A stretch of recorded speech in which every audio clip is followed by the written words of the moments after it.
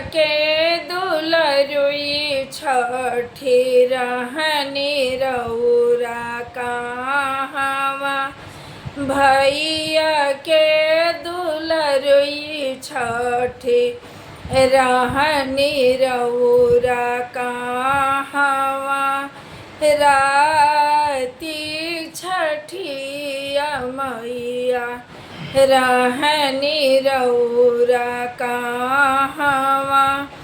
रहलो में रहनी तिवारी जी के आंगना। रहलो में रहनी तिवारी जी के आंगना।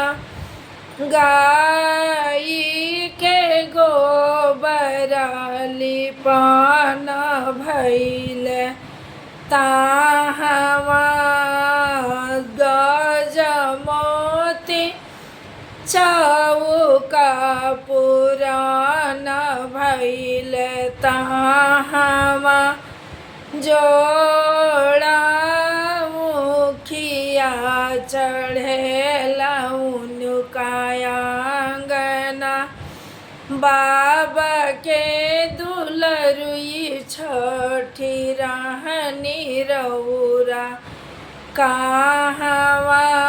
रहलो में रहनी रतन बाबू के आंगना।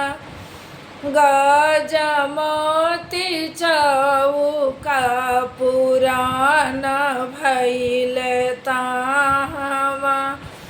चंदन गैया के घिउआ जरेला उनका आंगना। साठी के चौरा चढ़ेला उनका आंगना। जोड़े जोड़े कोसिया भरान भइल ताहवा।